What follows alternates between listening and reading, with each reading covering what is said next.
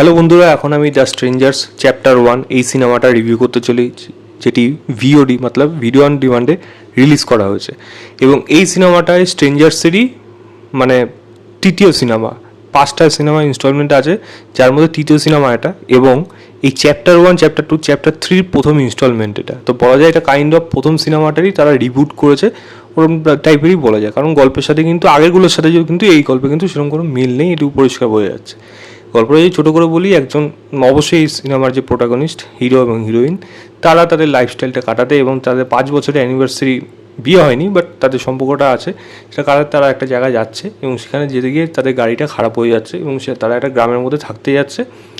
যেই গ্রামটার মধ্যে একটা এমন কিছু ঘটনা ঘটছে, এমন কিছু জিনিস ঘটছে যেগুলো কিন্তু নর্মাল না, এবং তাদের পেছনে বেশ কিছু লোক বা বলা যায় এরকম স্ল্যাশার যারা স্ট্রেঞ্জার্স টাইপ অদ্ভুত থাকে, তারা এসে তাদের মারতে যাচ্ছে এবং এরা কি এখান থেকে বেঁচে পালাতে পারবে নাকি, এই নিয়েই সম্পূর্ণ সিনেমা রয়েছে। তো গল্প লেভেলে কোনো অংশে এরা কোনোভাবে নতুন কোনো গল্প না, এরকম গল্প প্রচুর সিনেমাতে প্রচুরভাবে আমরা দেখেছি, যার মধ্যে কোনো নতুনত্ব নেই। তবে গল্পের মধ্যে কী জিনিস ভালো আছে খারাপ আছে সেগুলি আলোচনা করতে হয়। এই সিনেমার মধ্যে থেকে না ভালো জিনিসটা খুঁজে বার করা খুবই মুশকিল।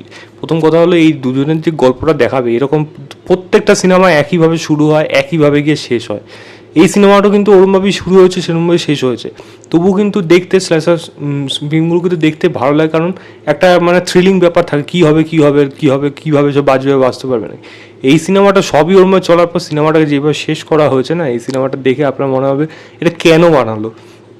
তারা এই 3টে পার্ট শ্যুটিং কিন্তু তারা করে রেখেছে, মানে শ্যুট হয়ে গেছে, এবার সেটাকে জাস্ট এরমভাবে করে কেটে তারা ছোটো করেছে। 1.5 ঘন্টার মতো ডিউরেশন, 1 ঘন্টা 31 মিনিট বোধ হয়।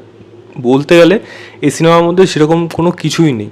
প্রথম কথা, যে থ্রিল ব্যাপারটা যে অনুভব করতে হবে, সেটাই কিন্তু এই সিনেমার মধ্যে উঠে আসে না।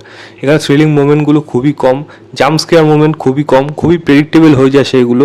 এবং সাউন্ডের কাজও সেরকমভাবে যে খুব একটা ভালো হয়েছে সেটা বলবো না। আর বিশেষ কথা, এরকম কোনো ঘটনা ঘটলে একটা মানুষের উপস্থিত বুদ্ধি কীরকম থাকার দরকার, সেটা কিন্তু অনেক সময় পরিচয় দেওয়া যায়। এমন অনেক সিনেমা আছে যেখানে তারা চেষ্টা করে বুদ্ধি খাটিয়ে যে সেখান থেকে কীভাবে এসকেপ করা যায়, এরকম অনেক ধরনের সিনেমা হয়। এই সিনেমার মধ্যে কিন্তু সেরকম নয়। এখানে মনে হয় ডাম্ব অ্যান্ড ডাম্বি দুজন বোধহয় গেছে, যারা যা ইচ্ছা তাই করতে পারে।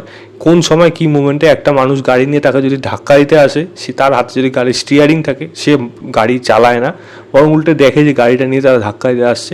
এরকম ধরনের মাইন্ডসেট বা এরকম ধরনের বডি লক কীভাবে তাদের হয়ে যায়, অনেক সময় হয়ে যায়। কিন্তু এই জায়গাটা যেরকম দেখানো হচ্ছে বা যেরকম স্টেজিং করা হচ্ছে, সেটা পরিষ্কার বোঝা যায় যে এই মানুষগুলো সম্পূর্ণভাবে বোকা বা হওয়াকের মতো ওখানে নিজের মৃত্যুটা চোখের সামনে দেখছে।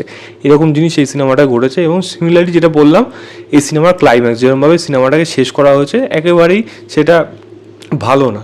কারণ গল্প টানা যেত, গল্পটাকে এখানেই শেষ করে দেওয়া যেত, সেটাকে টেনে সেকেন্ড পার্ট থার্ড পার্ট এটা করা একেবারেই ভালো হয়নি। তো আমার কাছে এই সিনেমাটা একটা বাজে সিনেমাটা, ব্যাড অ্যাটেম্পট, অ্যাটলিস্ট এইটুকু বলবো। আমি এই সিনেমাটার জন্য কোনো স্টার দিচ্ছি না, দিলে 1 স্টার দেবো কিছু মোমেন্টের জন্য। আদারওয়াইজ কিন্তু এই সিনেমাটা একেবারেই ডিজার্ভ করে না, মানে অর্থেবল টাইমে অর্থেবল একেবারেই ডিজার্ভ করে না। আপনার যদি দেখার ইচ্ছা হয় ভিডিও অন ডিমান্ডে আপনারা দেখতে পারেন।